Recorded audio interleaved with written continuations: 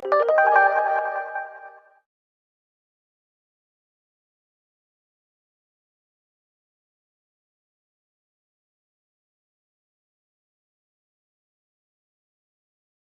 morning, everyone. My name is Stephen Barnes. I am Assistant Dean of Public Affairs at Princeton University's Woodrow Wilson School. Welcome. I am actually pinch hitting momentarily for Adrian Wooldridge, who is stuck in traffic and who will be arriving momentarily. So I'm sorry I'm not Adrian Wooldridge, but I'll do my best. So I'm going to serve as de facto moderator until he arrives, and as I believe you all know, today's discussion is about immigration and its impact on the 2008 elections. As we all know, the issues of illegal immigration and immigration reform are playing greater roles in the wind-up to the elections, particularly within the GOP, and as we head into the primaries. And surprisingly, perhaps, in recent weeks, immigration is starting to claim more headlines and heat up passions in the campaigns, even more so than the Iraq War, which I think you'll agree is an interesting development, politically speaking. And we're fortunate to have with us today an outstanding and uniquely qualified group to offer their perspectives and analyses of the issue and the potential impact immigration may have on the primaries and who next occupies the White House. Before I introduce them to you, I'd like to note today's session is co-sponsored by the Woodrow Wilson School at Princeton and the Economist magazine. It's part of a series of events the Wilson School and the Economist are co-hosting during 2007 and 08. In an attempt to encourage serious debate about and analysis of some of the most pressing issues that will impact the 2008 elections. Our format this morning is that we'll hear our panelists' remarks first, and after which we'll open the floor up to your questions. And now to our panelists. First, we'll hear from Professor Doug Massey, who's a professor of sociology and public affairs at the Woodrow Wilson School at Princeton. He is also the co-director of the Mexican Migration Project. Next up after Doug will be Mark Krikorian, who's Executive Director of the Center for Immigration Studies, a research organization based here in Washington, which examines and critiques the impact of immigration on the U.S. He's the author of the forthcoming book, The New Case Against Immigration, Both Legal and Illegal, which will be published in 2008. After Mark, we'll hear from Gregory Rodriguez, who's a columnist for the Los Angeles Times, and the author of the influential recent book, Mongrels, Bastards, Orphans, and Vagabonds, Mexican Immigration and the Future of Race in America. Gregory is also a senior fellow at the New American Foundation and director of New America's California Fellows Program. So needless to say, we have an outstanding group with us this morning, and without any further ado, thank you again for joining us, and I'll turn the microphone over to Doug. Thank you.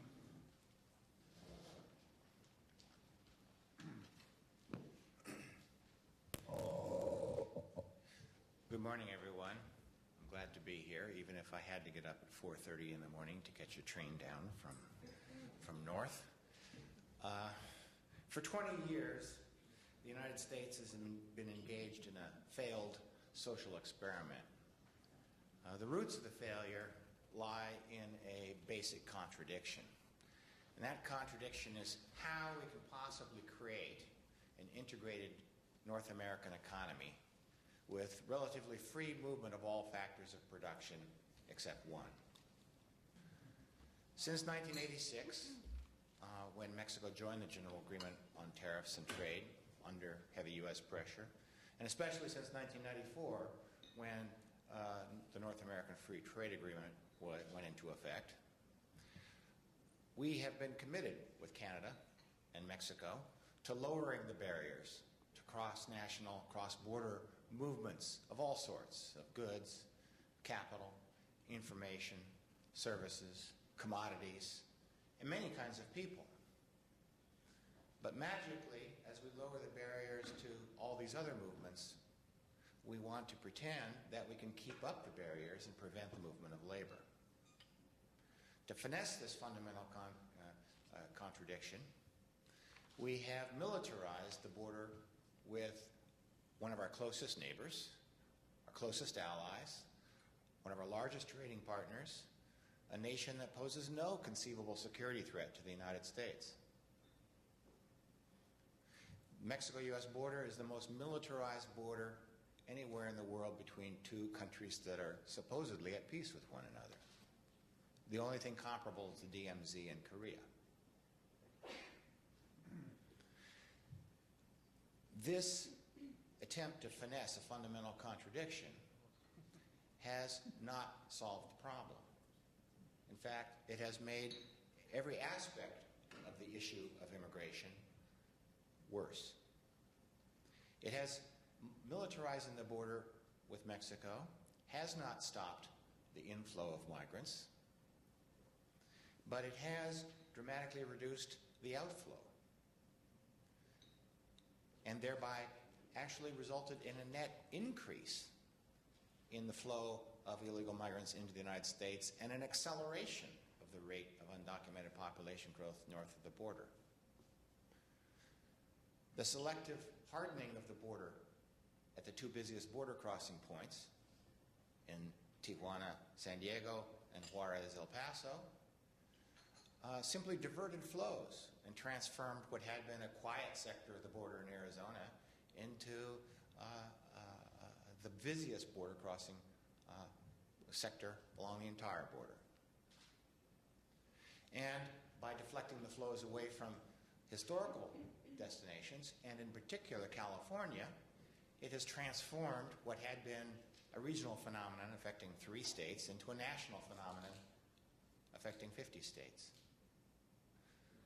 So our attempt to have our cake and eat it too, to create an integrated North American economy within which labor does not flow, we have essentially transformed what had been a seasonal flow of male workers going to 3 states into a settled population of families living in 50 states.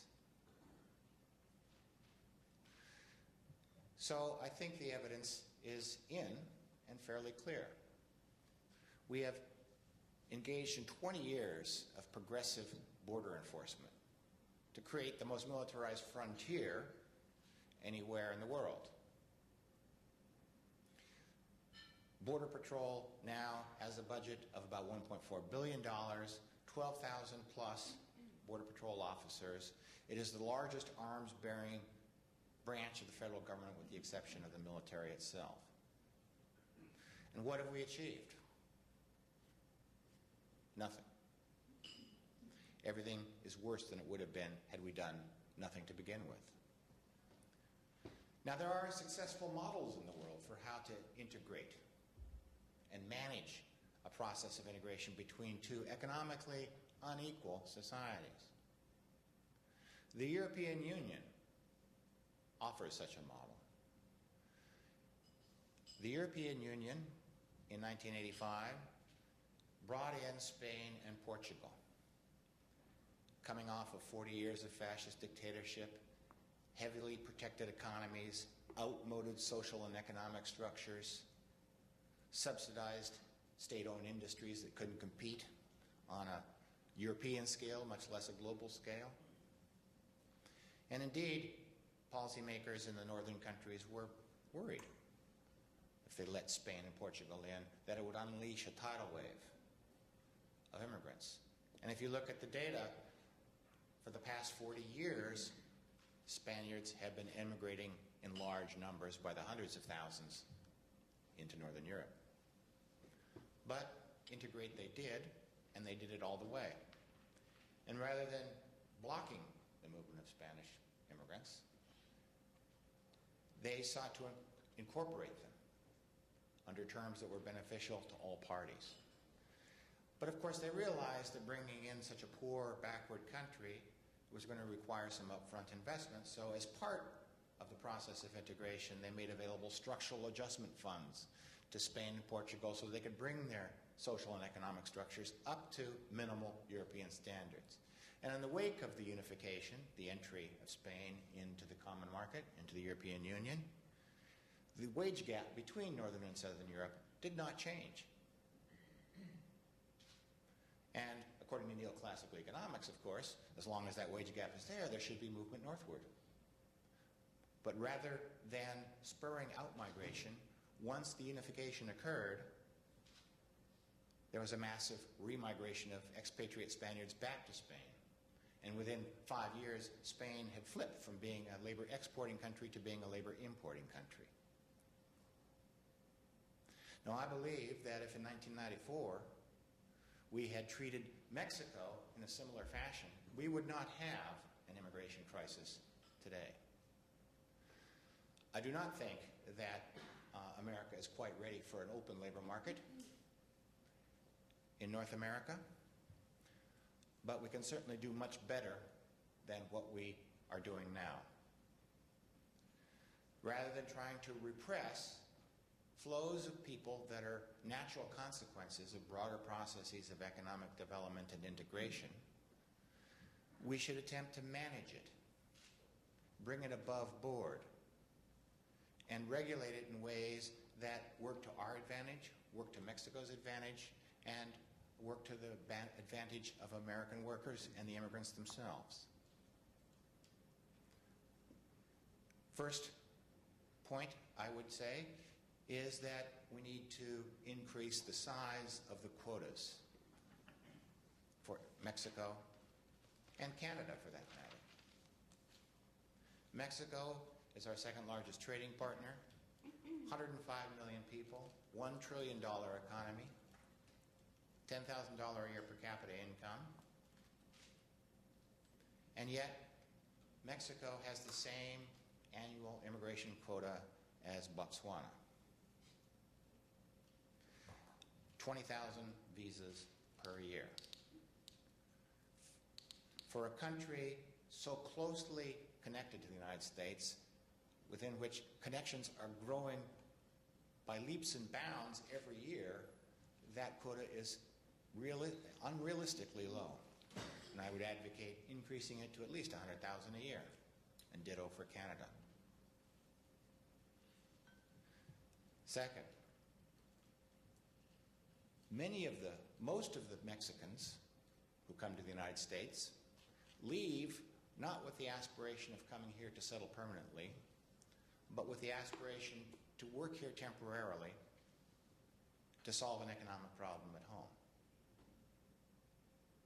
And rather than militarizing the border and frustrating their return, we should facilitate their return by setting up a temporary worker program.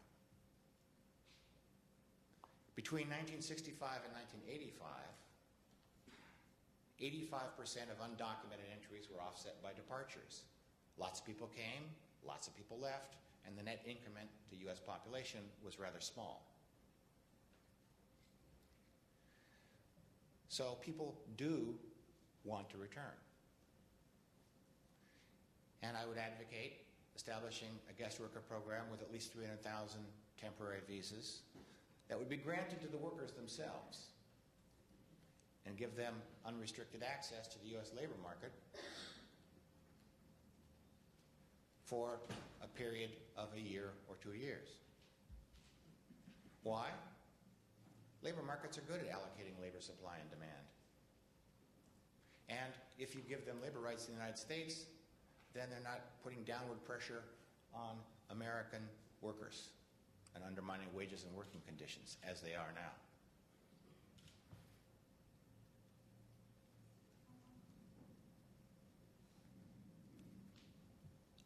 A large temporary worker program has been historically tried in the United States and managed somewhat successfully from 1942 to 1964.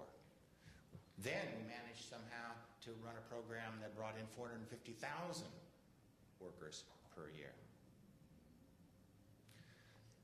I think a larger quota for Mexico and a sizable temporary worker program would do a lot, would satisfy the demand for labor in the United States and absorb the inflows going forward. It may surprise you to learn that there has been no increase in the flow from Mexico to the United States in 20 or 30 years. No increase in the relative number of undocumented migrants coming. What has shifted is the number going back, and that has brought the massive increase.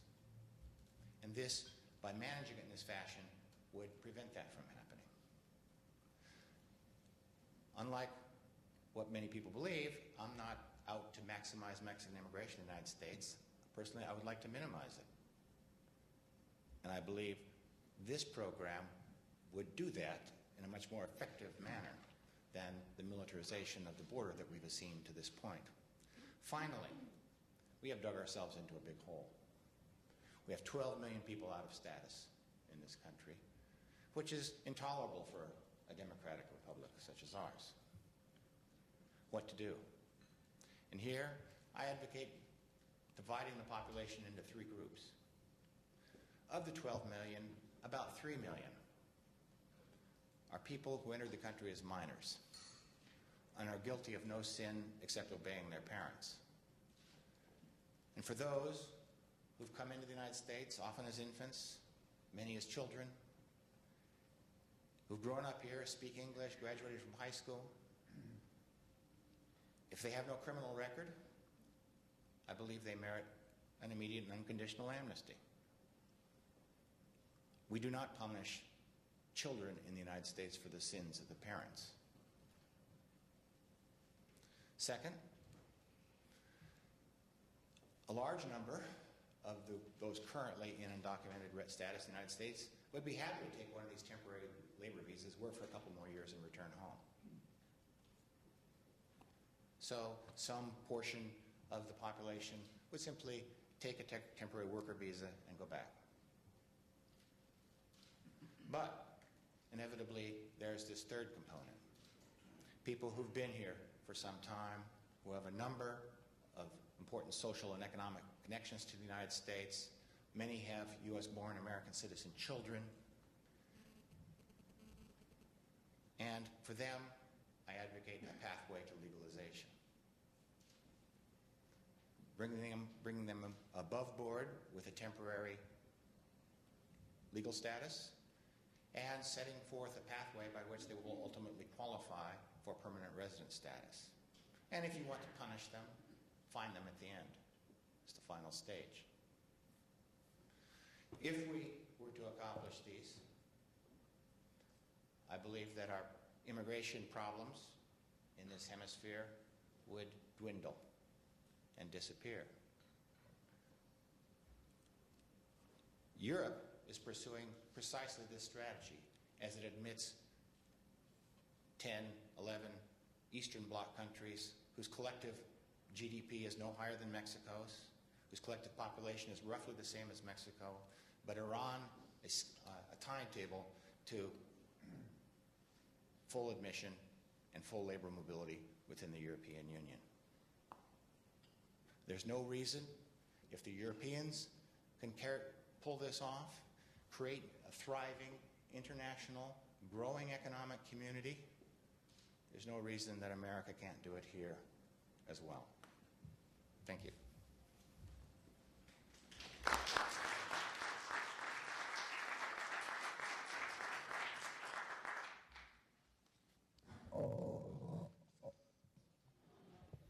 Good morning. We just heard the reason immigration's a political problem. This is not a right-left issue. This is an up-down issue. This is an elite versus public issue. And I'm not just saying this because I like the way it sounds. There's actually research on this, which has found that of all the issues that researchers have surveyed, the gap between elite views and public views is the biggest on immigration. Even things like support for the UN or support for foreign aid don't have gaps as big between elite views and public views as on immigration. And the political consequence of that enormous gap is 20, 30 years of policy that looks tough on paper, that sounds tough during electoral campaigns, but when push comes to shove, is not implemented. In other words, the public is satisfied when its attention is occasionally focused on the issue that Washington's doing something about it, but then when push comes to shove, the Chamber of Commerce and La Raza get their way because they have much more intense concerns. It's an example of what they call client politics in political science. We saw it in 1986 when Congress, for the first time ever, prohibited the employment of illegal immigrants. Before that, it was explicitly permitted. It was called the Texas Proviso, that loophole, not by coincidence. But the ban on employing illegals was then not enforced. In 1996, Congress passed a package of relatively or apparently tough immigration measures. Again, enforcement was not there. There has been no real enforcement of the immigration laws other than increases in border enforcement. And even there, our effort at the border is even today laughably inadequate, with no more than an average at most of 2 agents per mile per shift. But this arrangement is now no longer politically viable. Things have changed, and that's why we're seeing what we're seeing with regard to immigration politics in the presidential election and in Congress. This arrangement has essentially fallen apart for a couple of reasons. One, numbers of immigrants have just gotten bigger. We now have 38 million foreign-born people in the United States, probably actually a little more than that, maybe as many as 40 million, considering the surveys don't get everybody. Of those, probably something like 12 million, maybe 13 million at this point, are illegal aliens, 2/3 of whom snuck across the border, but 1/3 of whom simply entered and never left because we don't look for them. Also, immigration has spread to new states, not just because of border enforcement, in fact, not even remotely because of border enforcement. Immigration is spread to new places because the traditional areas, California especially, have sort of become supersaturated with immigration, and immigrants themselves are fleeing immigration. And so now we have Georgia and North Carolina, for instance, among the top 10 immigrant states. Immigration in all kinds of new communities all over the country, and this is making the issue politically salient in more and more of the country. Likewise, I actually think that one of the things driving the politics here is the institutionalization of Spanish in American life. This is a relatively new phenomenon, a brand new phenomenon, actually, and people see it every day. You know, you press 1 for English when you call the bank. I mean, the ATM, the whole thing. I mean, this is hard. I would not underestimate the importance of this in driving the politics of this issue. And the reason it happens is that we have the least diverse immigration flow in American history, ever. We've never had this kind of lack of diversity, where the majority of new immigration comes from a single ethnic group. This has never happened in our history before. And then I'd say the fourth reason, this arrangement of laws that look tough but then nobody enforces, kind of like the old Soviet joke about we pretend to work and they pretend to pay us, is 9/11. 9/11 is sort of shorthand for the security, the different security environment that we are in. I mean, the modern world, modern countries face a completely different security threat. It's not even just Islamism itself. It's the fact of asymmetrical warfare being able to be waged in our homeland, rather than war being a faraway thing we just read about in the newspapers. All of these reasons, I think, have clearly led to the breakdown of this arrangement, and we're seeing it probably the first place it became most obvious where this political arrangement had broken down was last year in Congress. The House of Representatives, the body closer to the public, passed a pretty tough immigration enforcement measure. The Senate, more distant from the electorate, passed an elite immigration measure, an amnesty. And the important point was that the House didn't roll over, that the impasse itself was evidence, I think, of new political saliency among the public for immigration. And then this year, this summer, it became impossible to avoid, where the Senate, now a Democratic Senate, where the President Bush had said openly that he figured at least, even though his party lost the majority, at least he could get an amnesty through. He found out that the Democratic Senate couldn't even pass a bill that was actually tougher than the amnesty bill of last year. The Senate, it was an amnesty bill, a sweeping bill to both amnesty illegal immigrants and dramatically increase legal immigration. immigration, but it had some measures in it, enforcement measures in it, and they still weren't able to pass it, and it was a Democratic majority that couldn't pass it.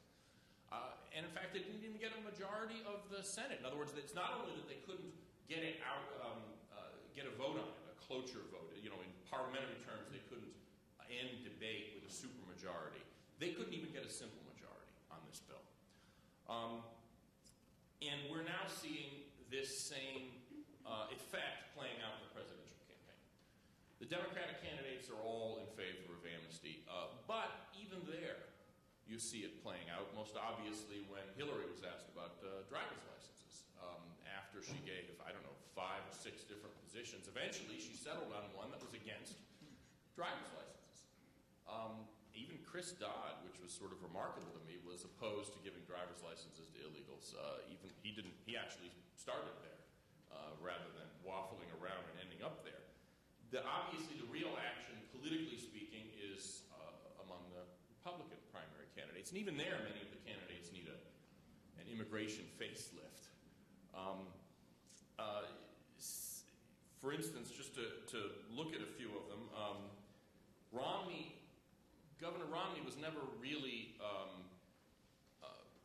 a loose borders guy, but at least not in any specifics. But broadly speaking, he was. He shared the same elite prejudices about having a global labor market and all of that. But even as governor, he actually had pursued some enforcement measures that in a place like Massachusetts were unexpected and counterintuitive. And he's adopted immigration, at least enforcement on illegal immigration issues, as one of his key issues.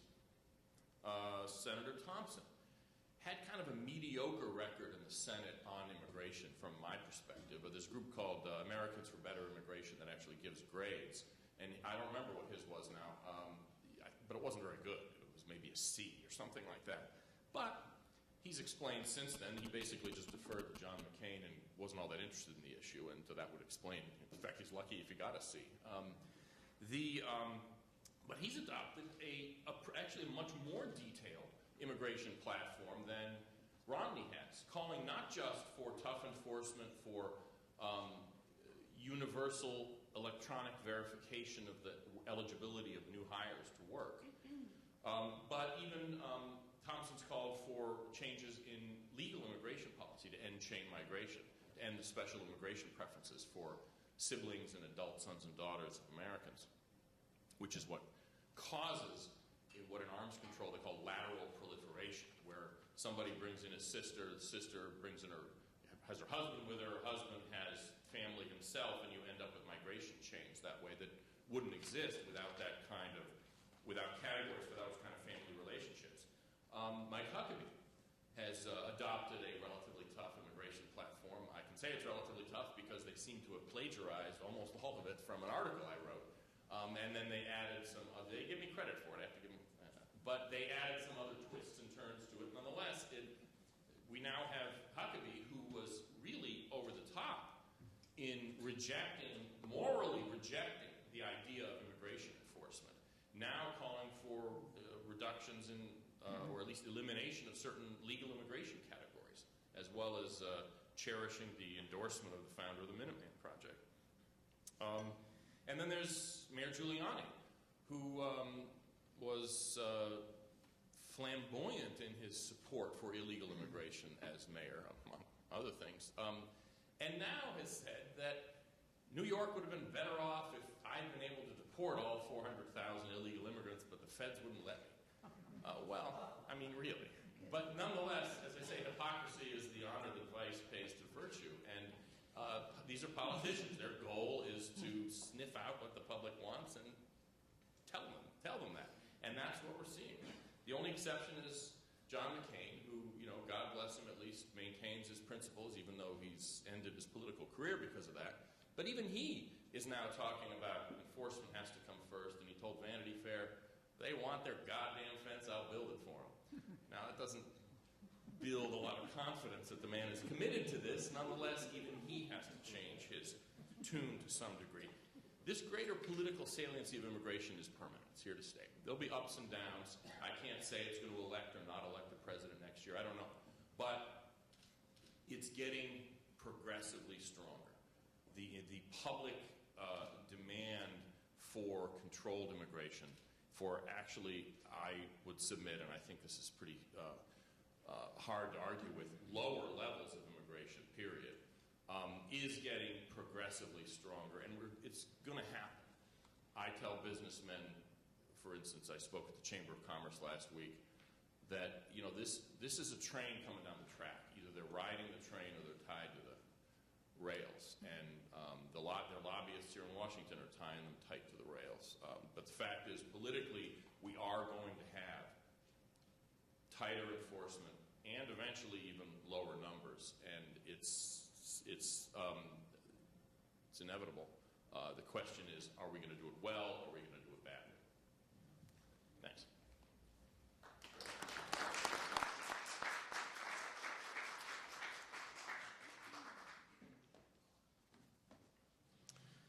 Hi, good morning, everyone. I have no prepared remarks, nor do I necessarily have a dog in this fight. It's always depressing to come to Washington. You feel the stalemate that you can only watch on television from Southern California. Immigration policy obviously doesn't work, and we have people disagreeing. And as the national political elite, and I have a different take on the elite than Mark, you're all the elite, fumbles the ball. The cities and the counties and the regions that receive these immigrants have to deal with the reality of it, while you guys sort of argue about it in some abstract level. I was struck by the abstractions to which this immigration debate has reached. I spent a week in New Hampshire driving north to south, Berlin to Portsmouth and Hanover to Nashua. And I heard anti-immigration, Mitt Romney ads about how strong he is against illegal immigration in New Hampshire. That should have got a better laugh than that, but I guess not. It struck me, really, outside the Dunkin' Donuts on the west side of Manchester, where I didn't see too many Mexicans. But this debate has gotten out of hand. It's no longer about nuts and bolts. It's no longer about borders or influence. It's getting silly. I write about a lot of things. I'm a columnist for Los Angeles Times every Monday. And you'd be surprised what kind of emails I get when I write about the environment. You freaking this and you freaking that, and it's really I don't know if you know, but I'm not saying all the immigration debate is about race, but the extent to which race is infused in it is phenomenal. I can forward you my daily emails. I could be writing about gay demography a couple weeks ago, or eco-friendly consumerism. Or the Jeremiad and Puritan Jeremiad and Pat Buchanan, and not without a doubt, there is a Mexican comment. And this is my concern: is the extent to which we have now the largest immigrant group in the history of the United States, Mexicans, and the extent to which they are being portrayed, and the extent to which Mexican Americans, those of us born here, are feeling that hatred against immigrants, against undocumented immigrants. It doesn't just, historically, the anti-Mexican waves, they're obviously recurring. They happen every so often, and you sort of get used to them, I guess. But what happens is, as much as you say, well, I'm really only against illegal immigrants, fair, but that tends to blur the feelings, the calls, the name-calling, tends to affect the legal immigrants. And over time, guess what? It affects those of us whose families have been here for 100 years. And that's what's disturbing, is not only the nastiness and the silliness of the debate, but the undisciplined nature of it. Fine, have a debate over illegal immigration. Great. The fact is, it does not keep to that. Trust me. What this does is well, I'll give you an example of how this plays out in an actual electoral situation. We have Proposition 187, the Anti-Illegal Immigrant Ballot Initiative in California in 1994. About 3 months out, a little more than half of Latino voters, and most Latino voters in the United States are still U.S. born. The vast majority still get their information from the English language media, no matter what Univision tells you. And about over half of Latino voters, most of whom were Mexican American, about 85% of Latinos in California are Mexican or Java. We don't say the word much, Mexican. We just sort of collapsed it into Hispanic or Latino. And right, that was I think the end of summer, a little over half of Latino voters. But as the debate got closer to the election day, is the racial overtones and undertones became so apparent that by election day, something like I think it was 78% of Latino voters voted against Proposition 187. Again, there's this feeling that this notion of the Latino community. The Pew Hispanic Center uses it constantly. It's a little misleading, really. I mean, in order to understand this population, you have to disaggregate it into all its parts. But someone who's been here for 5 generations, or 4 generations, or 3 generations doesn't have the same concerns, styles, behaviors, attitudes, milieu of friends, professions, as those who arrived 3 days ago from Guatemala or from Chile. And we basically, and the further you get from where immigrants are actually in large numbers, the more abstract and the more inaccurate and the more, dare I say, irresponsible, I think the rhetoric gets. So my little sort of humble suggestion is that since y'all here in Washington can't really figure out immigration, and immigration is proceeding without any policy, and we have a de facto guest worker program, as far as we can tell, because we got them, right? And they're working. Let's put our attention to something we can do something about, which is integration. And that's my concern, is the extent to which this whole never-ending, useless, no-solution debate ignores what we can do something about and what really our country needs, which is how do we get not only the 12 million undocumented, but the U.S.-born American children? How do we bring them into the fold? Not only that, the children of legal immigrants. How do we cohere as a nation when at the very top no one can decide what the immigration policies are? In Los Angeles, and I think both of the previous speakers have mentioned the nationalizing of the problem of illegal immigration. In Los Angeles in the 90s, we actually had something like a 30% drop in undocumented immigration. And that's a good thing. It's a good thing because now we can turn our attention away. Again, since cities and people who live in these cities have no control over immigration policy or the fact of the policy or the actuality of how immigrants behave and under what circumstances they cross borders, the city then can take time to look at how we bring these people in. How do we make sure that they become Americans? How to make sure they're not a permanent underclass that is resentful of their marginalized place in the United States. I live in Koreatown, in the middle of Los Angeles. I'm one of the few people in my neighborhood who was born here, actually, in the United States. And driver's license to me is a visceral, real issue because if I hit an illegal immigrant in a car on 8th Street and Kenmore in the city of Los Angeles, and you're undocumented and you don't have a driver's license, that means you have no insurance. Here it's about enforcement, let's keep them out. No. To those of us who live in places with lots of immigrants, it's not my fault that my neighborhood has lots of undocumented immigrants. It's not my fault. But yet, I'm going to be penalized for it because my state legislature and my governor can't figure out this is a public safety issue. On the ground, people feel this in a different way than you talk about it in Washington.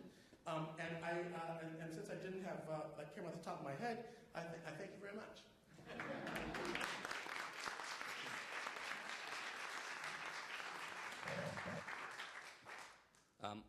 I apologize. I'm one of the 38 million foreign-born people in this country. But we did used to rule you. You were one of our colonies. And I have 2 American-born children, so please indulge me a little bit. I think it's been certainly the case that this election has seen an amazing rise in concern about illegal immigration. It's the issue, I think, that has discombobulated this presidential race more than anything else. If you want to trace Hillary Clinton's decline from the inevitable front-runner to, I hope, the also-ran,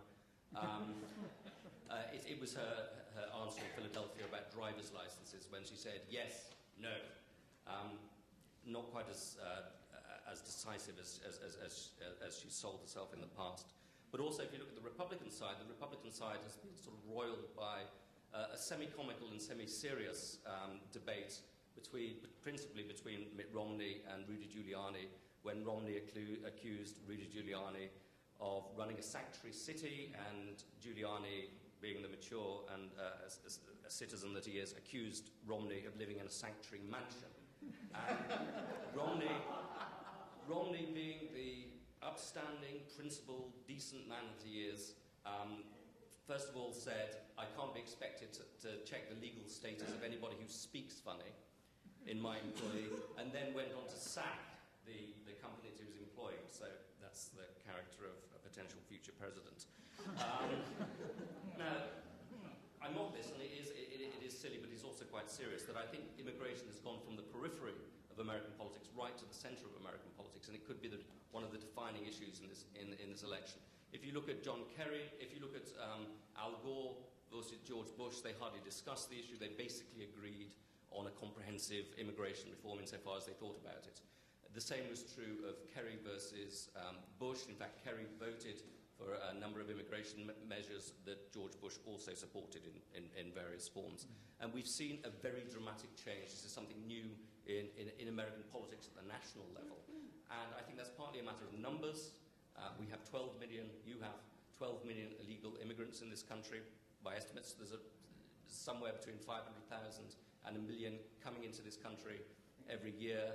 There's a sense that the federal government has failed to deal with this problem, that the government is broken, and that local government is not enforcing the laws that are on the books. So there's a sense of disorganisation there. And there's a very, very strong anti-globalisation feeling in this country at the moment.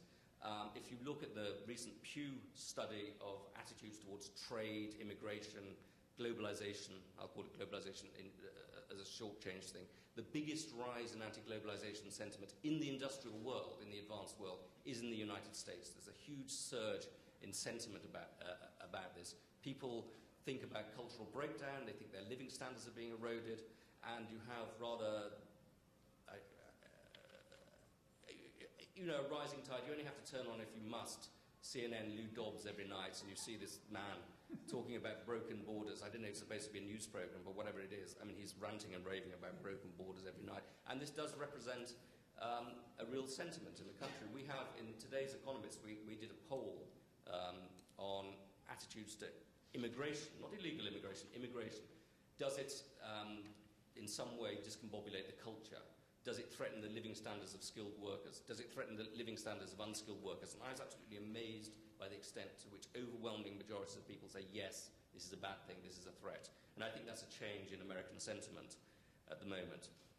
On the Republican side, we've seen, as Mr. Krikorian was saying, a flip-flop in what the front-runners are saying. Most of them, Giuliani, Romney, Huckabee, and of course particularly McCain, were basically on the side of comprehensive immigration reform.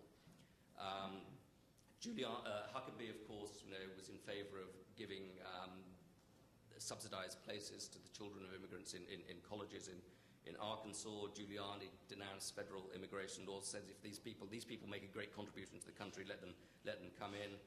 Romney, well, Gordon Bennett, I don't know what to say about Romney. And McCain, of course, has been leading the move for comprehensive immigration reform. On the other side, you have this figure called Tomcat Tancredo, a rather obscure figure. He's the sort of like a white Alan Keyes, basically.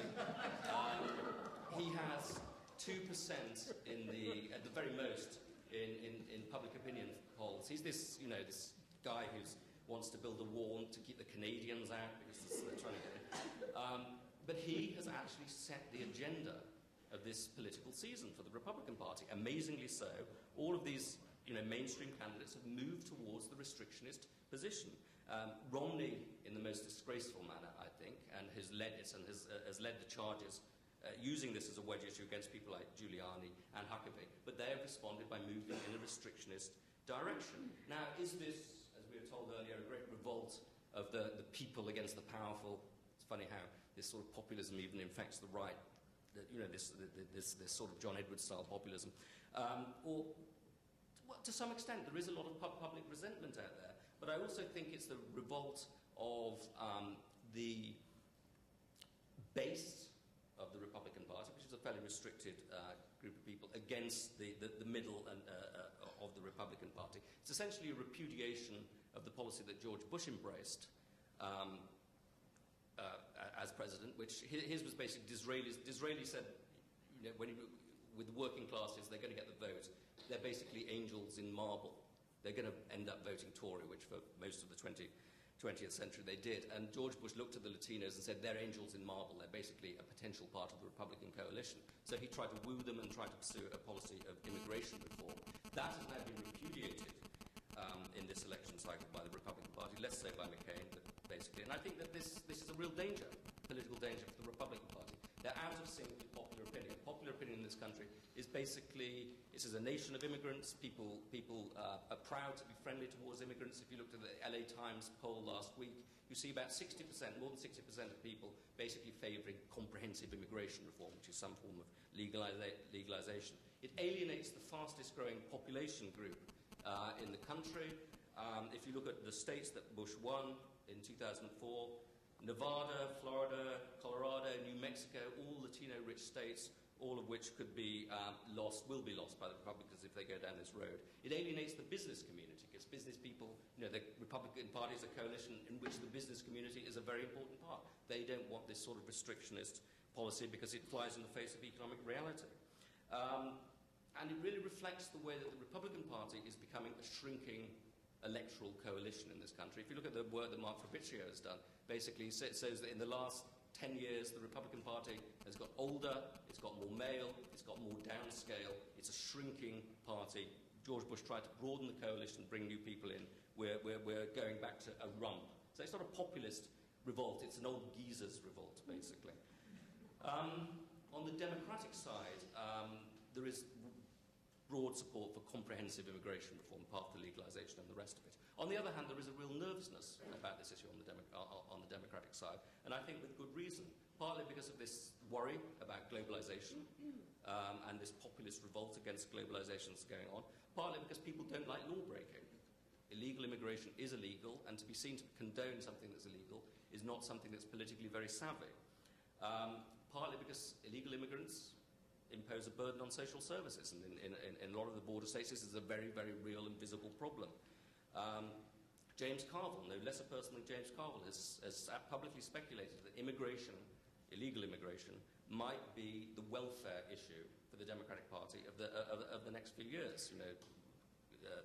By which he was referring to Clinton's welfare reform policy, that just clinging to the way that things are done can set you in a collision course with voters.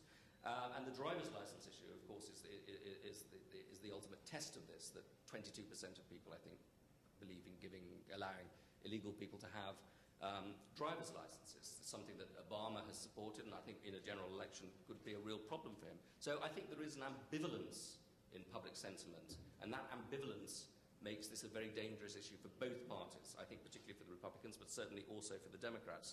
Now, in the future, what's going to happen? I think that we're going to see Democratic gains in Congress, Democratic gains in the Senate, probably a Democratic president. So I think the likelihood that we can see some sort of comprehensive immigration reform over the next few years, despite the populist revolt against over immigration, I think is actually growing. I think there could be some way of dealing with this problem. However, I don't think this is a problem that plays into the hands of any particular party in any very simple way. I think the way to understand it actually is to look at California over the last few decades.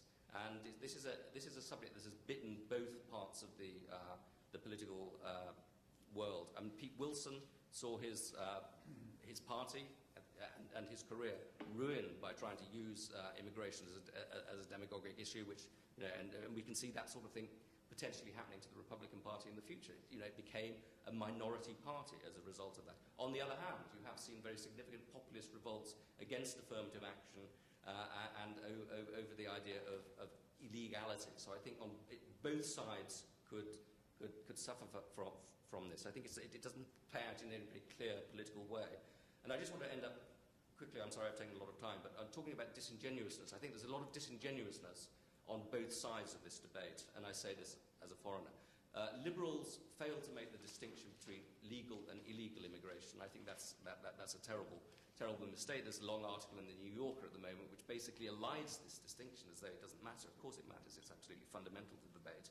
And liberals also fail to understand the importance of assimilation, that if you are going to have large flows of people into the country, you have to link that to a policy of assimilation. On the other hand, on the Conservative side, the idea that they're just talking about illegal immigration, it's all a question of legality, it's not a question of what your fundamental attitude to immigration is, I just think is nonsense. If you impose a 45-mile-an-hour limit on the freeway and people start driving at 50 or 55 miles an hour, is that a problem of law? Do you get obsessed by all these people driving crazily fast, or you say, this is a silly law, let's have a 60 or 70 mile an hour limit on the freeway? You bring the law into accordance with economic reality. And I think that's clearly what we need to do, this idea that America can get rid of 12 million people, or that the American economy doesn't need to suck in a significant number of people from abroad is nonsense. But we certainly need to deal with the problem of illegality. Now, I'd like to take questions from people, not just for me, but for everybody on the panel. We have microphones, handheld microphones, which will go around. I'd be very grateful if you identify yourselves and perhaps your institutional affiliations, not your immigration status, that's not necessary, when you ask questions. And if anybody, I realise this is a subject that arouses a certain amount of passion amongst people, and please ask questions. If you start making a speech or declaring your heartfelt beliefs on this, I'm going to stop you talking.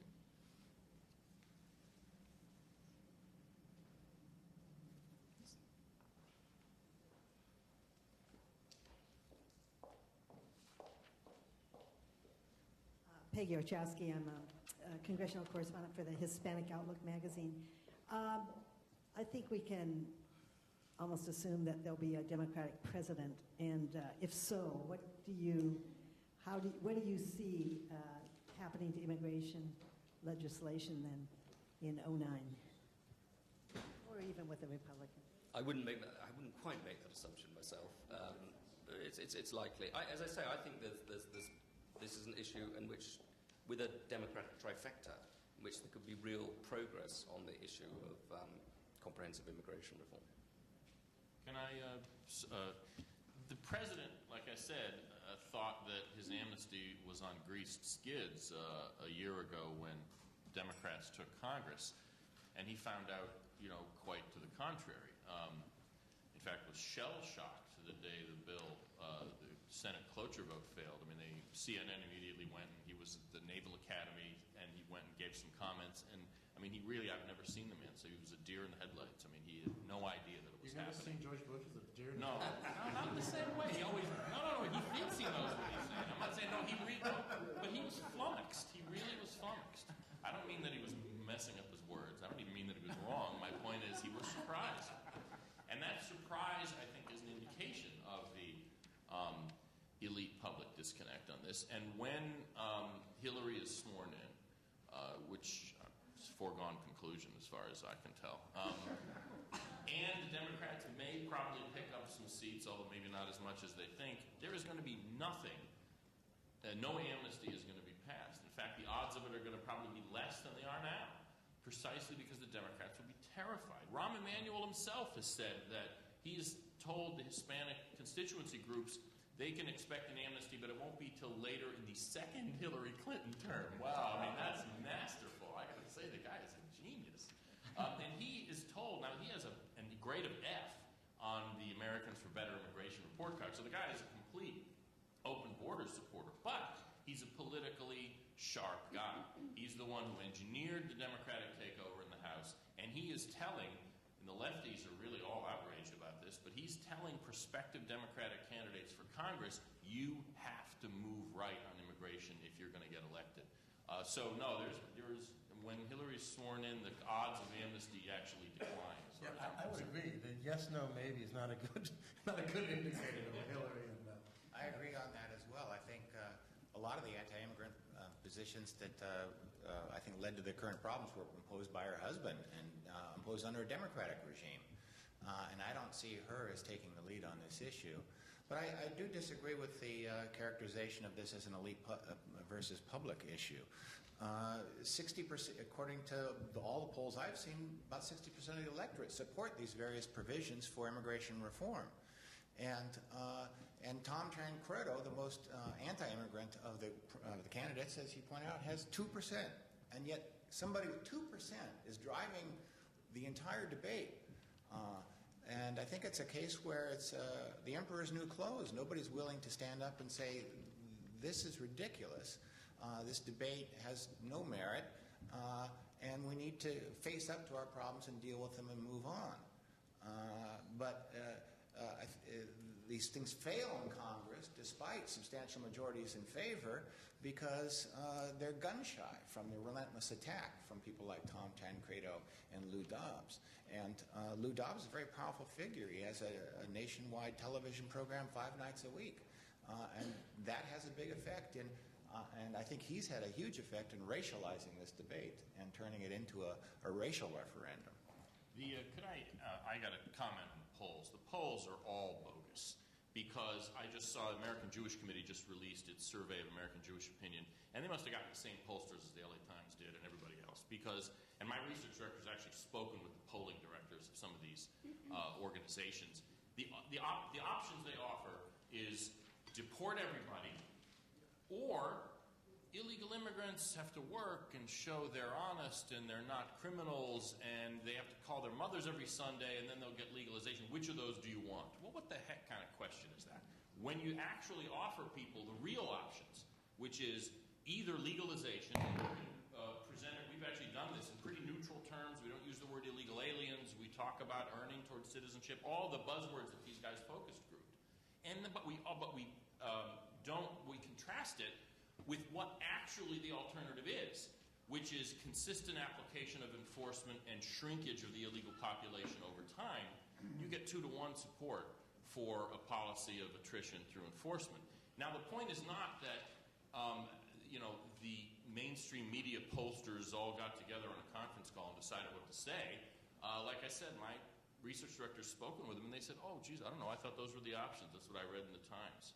I mean, that's what it amounts to. It's people living in a bubble. Yeah, polls are always fraudulent if you disagree with them. But we'll have to see what we'll have to see what happens to the Republican Party, which is now branding itself as the anti-immigrant party in the coming election. And I don't think it's going to be a very pretty sight. Yeah, let's have another question. I think assimilation is an interesting question. I was wondering what you thought as a country or maybe states and localities can do. I understand that English classes are completely full, have huge backlogs. The software to learn English is flying. They're selling like crazy. It was the top advertiser on Univision because they sell so many. It seems like there's this desire but nowhere to learn. Yeah. Is that true? Gregory. Well, in LA City schools, the second largest school district in the country, they've had over a couple million people at adult night school learning English, and it's usually the United States has never had an official federal assimilation policy. It's mostly done on the ground and through community-based organizations, and that's still alive and well. Places like Los Angeles and New York and so forth, and Chicago, and it's really up to local organizations to sponsor these naturalization classes and English classes. So it goes on, but it goes on sort of oddly under the radar and under this myth that people don't want to assimilate, and assimilation still goes on, as striking as that may sound. It's just that part of the problem is that in the academy, assimilation became a dirty word, so no sociologist will talk about it. So it's like the big elephant in the room that assimilation really occurs. Not true anymore. All we talk about, in an odd way, the Huntington argument forced a lot of left-wing multiculturalists to say, "What do you mean? We do assimilate." So thank goodness for Sam Huntington. That in essence, the people who used to fight and say we don't assimilate now say, well, yeah, we do. So I mean, I think that the more greater acknowledgement. I still think there's a resistance to talk about assimilation and use that word. A lot of people won't even use the word. Yeah, I think there's more to it than that. I mean, Greg is right that assimilation, a lot of it, at least at the superficial level, happens. But what's different about today, and this relates to all of the different facets of immigration, is not that the immigrants are that different. The immigrants are actually very similar to the past. A Mexican immigrant family bringing their kids to the LA Unified School District, essentially saying, okay, you teach my kid what it is to be an American. I don't know. My grandparents did the same thing when they brought my mom to Medford, Massachusetts public schools. The question is, what are they learning when they get through the door? What is the context within which all of this is happening? And, Henry Ford had English classes for the immigrant workers in his factories. The first sentence they learned was, I want to be a good American. What do you think the first sentence they're learning now if a large corporation, Marriott, say, is teaching English classes? Sure as hell ain't, I want to be a good American. The whole context within which assimilation is happening has changed. And the assimilation that matters most is not the sort of first step, superficial assimilation, which is important, but, English language, driving the right side of the road, that kind of thing. It's a deeper psychological assimilation. And when you have an elite that is ambivalent about the value of our own history and our own society, and this is something that's universal in modern societies, you simply don't have the same capacity to successfully psychologically assimilate, patriotically assimilate newcomers as you would in a much more self-confident society that we would have had 100 years ago. States, and I wanted to know if any of you would advocate for state-run integration courses here. I would feel strongly against it. I feel strongly that the government should not be in charge of any sort of cultural molding. I don't think there should be the government shouldn't tell us which movies to like either. We've always had sort of a laissez-faire policy that allowed people to acculturate in the way they wish. We went from Anglo-conformity to the notion of the melting pot to a notion of more multiculturalism.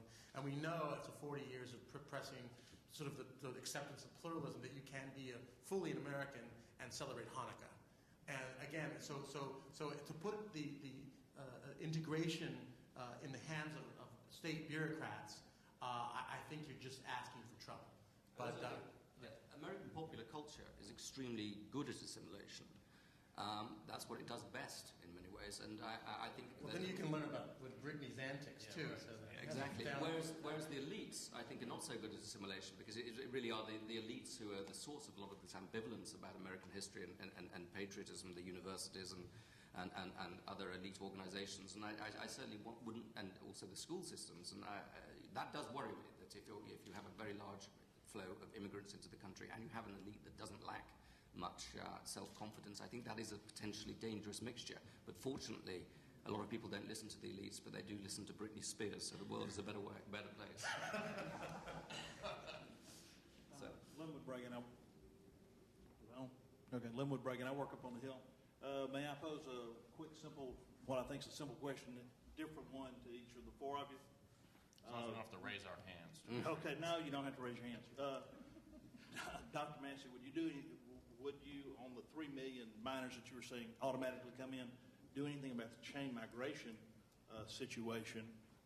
Mark, if the criminal illegality could be taken out of the system, basically you didn't have to ACLU it and fight through a long path to deport someone that was involved in criminal behavior, would it basically eliminate the value of, or the impact of a lot of the arguments and the rhetoric on your side? Greg, what's the Hispanic view? Letting you be the individual to speak for all Hispanics. Let me get to the hotline. What's the view of legals? Okay, legally, people who naturalized or people that were here, as to illegals in the program where they were talking about, well, we'll give you a pathway to citizenship in 3 years, but we'll bogus it up by making you pay a tax, as opposed to getting in the line and then, instead of coming in 1 week after the line completes, okay? And then, Adrian, if you would, what's the possibility of a smiling conservative, a happy face like Huckabee, being able to rhetorically tone it back down and maybe run up the middle between Mr. Tancredo, who is, I think, a cart who is run out in front of a parade and is not leading it, but has just walked around in front of the issue and is the drum major, but a happy voice like Huckabee being able to put something in the middle and run up the center? Well, actually, I'm on record as supporting elimination of the preference category that allows for sponsorship of brothers and sisters of American citizens. I think if you're going to become an immigrant to the United States and you come here, you have the humane right to bring your wife and your minor children. But, my brother lives in Los Angeles, and that's 3,000 miles away. In today's day and age, if you're a legal immigrant to the United States, you can fly back and forth to see them. And it's not a humanitarian hardship to leave your brother in the country of origin or sister. That is the single most important component of U.S. immigration law that's responsible for changing. And I agree, it should be eliminated. There's no moral basis for it, and there is a very practical reason not to include it. Moreover, I would also advocate that in addition to opening up our immigration system to greater flows, particularly from our NAFTA partners, that you need a good internal enforcement apparatus. And personally, I would advocate a national identification card. Let's just bite the bullet and do it. Because when you conflate ID with driver's licenses, you just make more problems for yourself than you really want. The only thing that really does is create uninsured drivers. If you want a national ID card, create a goddamn national ID card. And stop the fiction that somehow the government's going to spy on us. They're spying on us already. It doesn't, an ID card isn't going to change that. There are massive data banks, both public and private, that know all about us, and a national ID card is not going to change that fact. Create a national ID card and have a little metallic strip in it, and when you go to get a job, the employer is required to either run it through like a Visa MasterCard thing to get an approval number, and it registers with a computer in Washington, and require that, and penalize employers who don't follow that. And let driver's licenses establish the competency to drive, and that's all they do. I probably actually agree with Mark on some of these things. Actually, surprising. I'm not sure what your exact question was, Linwood, but there's two things specifically I answer. One is I think you were asking, would it help things or would it solve the problem if we could get basically the immigration lawyers out of the question? No. If you took the if you took the rhetoric out of any criminal actions that are going on, so that you've got innocent people that are just working hard, that are here for economic reasons, divorced entirely from the 11 o'clock news, somebody just put a bullet in somebody's head up in New Jersey, that type thing, would that rhetorically impinge a lot of what you're trying to work at? Maybe, but I don't think so that much. I mean, there is a lot of irresponsible rhetoric about immigrant criminality, but the fact is that virtually all illegal aliens have committed multiple federal crimes. Sneaking across the border is a federal crime. Stealing someone's identity is a federal crime. Getting a job using someone else's identity is a federal crime. I mean, there's only if you're a visa overstayer who told the complete truth to the consular officer abroad, which is a very rare thing. We tolerate massive lying in our consulars, in our visa system. And you never get a job, and you never get a fake Social Security. The only way that you'd be an illegal immigrant who hadn't actually committed criminal offenses as opposed to civil offenses. So, no, I don't think so. First of all, I'd just like to say, I like the way you use ACLU as a verb. That was very ACLU it. That was great.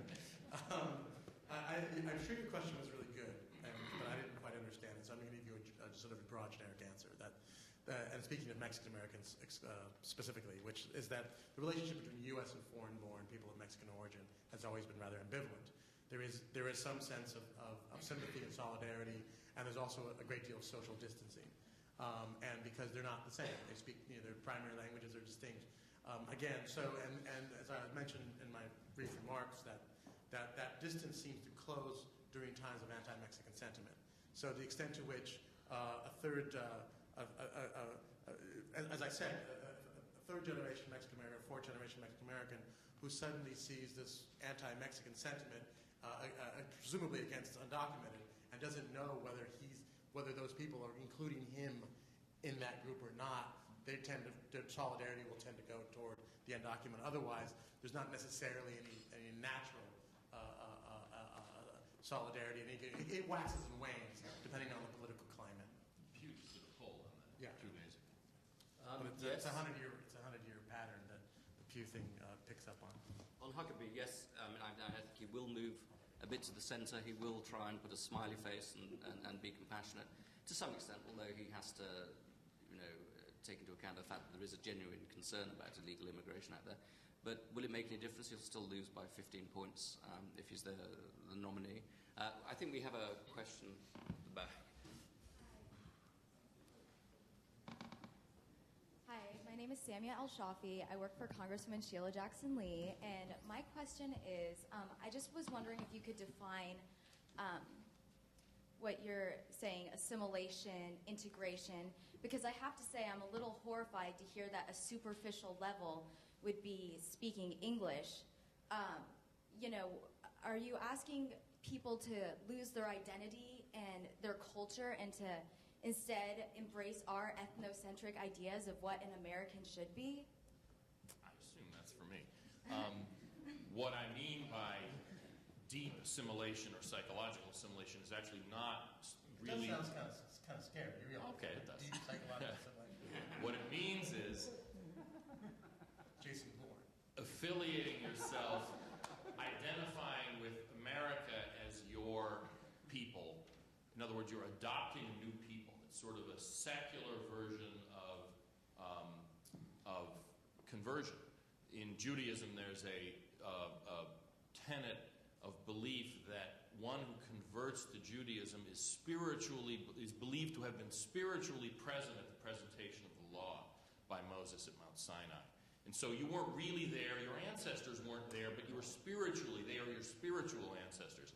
It's the same thing for becoming an American. Japanese-American students in the 20s in Hawaii, there's a book called The American Kaleidoscope, were quoted as talking about our Pilgrim forefathers. And they are their Pilgrim forefathers, even though they're not their biological ancestors. Lincoln put it the same way, that if you embrace America as your people, the founders and the writers of the Declaration of the Independence you are their blood, and their flesh of their flesh. So, that's what I mean by assimilation. And we don't have to get into it here, but I think comparing sort of the barriers, the entrance to Judaism to Americanness is really off base. We don't, It's equivalent of conversion. It's a the best the definition of assimilation I ever read was Robert E. Parks, the great sociologist at the University of Chicago, about 1935, and I don't remember it word for word, but essentially, as it says, it's a sufficient acculturation that will allow you to have a sense of solidarity, that you're in it together with people who may be different than you, slightly culturally, but it's a sense that you're all in the same boat, not that you're of the same tribe. There's an important distinction here, and there's a looseness to. There's no prescription to becoming American. I mean, the Amish did not assimilate, and would anybody say they're not Americans? There's no one way to become an American, and you can completely assimilate, and you can maintain some. So I think I think that the association with more of a group that has more specific ritualized rules of claiming and reclaiming identity each year is different than being an American. Well, I think we're saying the same thing here. You're joining a meta-tribe, if you will, not to get, in other words, a tribe over tribes. I mean, to use the Judaism example again, there are Ashkenazim, there are Sephardim, there are Mizrahi. I mean, there's all kinds of subgroups, and there's subgroups among Americans, and there always will be.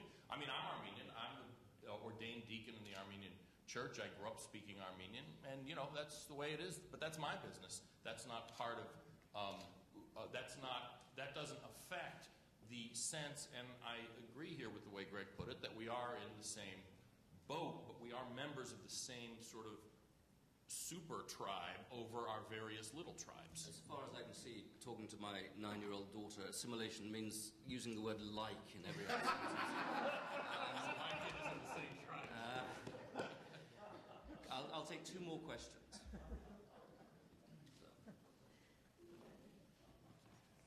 Wade Gibson. I work for a Hispanic border congressman. We receive a tremendous volume of correspondence from the Lou Dobbs crowd. And I'm wondering if in 3 years the Democratic president and Congress pass comprehensive border reform, what do those people do? Go back to reporting news? What do which people do? Lou Dobbs? Oh, you mean the sort of the... Oh. Well, you have to understand with the Lou Dobbs thing, I mean, they're talking to a very small audience. We have an incredible fragmentation of viewership in this country. He's not talking to a big audience. He's talking very intensely to a very small audience of old geezers, as far as I can see. I think it's a disgrace that CNN presents this as a news program at 6 o'clock in the evening, calls it news. It's not news. I wish he'd run for president, then he could get less than 2% of the vote, and we could all be over the Lou Dobbs issue. It's the only thing on CNN anybody watches. That's why they keep him there. I mean, you're saying is if an amnesty were passed, then what would those for whom immigration is a high saliency issue do? Well, I don't know. I reject the premise. Was that question to him? What am I going to do? No, I have permanent employment. I'm not worried about that. Because frankly, we get an amnesty passed, there'll be all kinds of stuff for us to study and write about. It's not going to happen. I mean, it is not going to happen. There may well be smaller piecemeal amnesties. I had actually thought, and I was wrong about this, I underestimated the groundswell. I thought that I knew, and I'm in print saying this, right after the election last year, there was not going to be an amnesty. The Democratic majority did not change the basic dynamics. But I thought that you might be able to get the piecemeal amnesties, the DREAM Act or the Ag Jobs Bill, which are big but are still pieces. Because the big amnesty bill failed, that whole issue has now been tainted, and even the booby prizes the other side can't get. So no, there isn't. It's not going to happen, so I reject the premise of the question. One more question. Anybody want to ask a question who wants to ask one? Over there. State of Arizona. We put a mic, please. And if you could identify your affiliation as well. With your name and affiliation. I'm Rob Abbott, graduate of the Wilson School. The state of Arizona recently, or is in the process of enacting a law which will pull the business licenses of any employer that knowingly employs an undocumented worker. Apparently something like 9 or 10% of workers in the state fall into that category. Is the state going to start pulling business licenses, or are businesses going to start laying off 10% of their workforces? What's going to happen in that situation? It goes into effect January 1st, and it's only the second offense where the federal government identifies you as knowingly having employed illegal immigrants that you lose your business license. And so some of that will depend on what kind of enforcement there is at the federal level. And that's someplace where Hillary's being sworn in will make a difference, because even though there won't be the effort to pass an amnesty it just isn't going to happen, she will in fact appoint people who won't enforce the law. So if I were an Arizona employer, I'd say they got about a year to worry about it, and then after that, they're home free, at least for a while. I don't know all this stuff about Hillary being sworn in, but we'll see.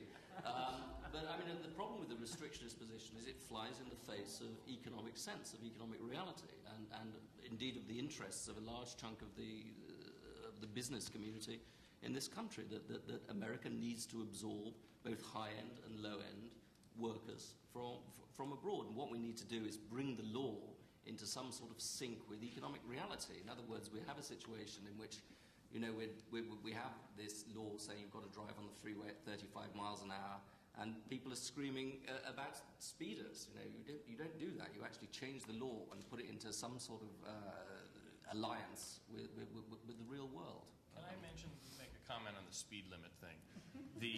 This is an analogy that's frequently used, and it's fundamentally flawed, because the interstate highway system is engineered for 70-mile-an-hour traffic. The angles of the road, the sight lines, the width of the shoulders. Our economy, no economy, is engineered for any particular level of immigration. We can accommodate very high levels of immigration, and we can accommodate very low levels of immigration. We have a very dynamic and flexible economy. The question is, what are the consequences? You're a lot less dynamic and flexible if you pass your fact is the legislation. consequences of very high levels of immigration are deep to surrender ourselves to the inevitability and lie back and pretend to enjoy it. Finally, I would say the Arizona law is largely symbolic because their employers have already got a workaround. They do labor subcontracting. So if the immigration authorities come to their work site and say, look, you've got a bunch of illegal migrants here, and they say, oh, I'm shocked. You better go talk to my subcontractor because I had no idea. And they're out from under the law as far as being penalized goes. So it's largely symbolic and probably be challenged in court and won't even stand up in that symbolic sense. It was already challenged and upheld. Well, I'm going to call this meeting to a halt, but thank you very much, particularly the audience, for being so civilized.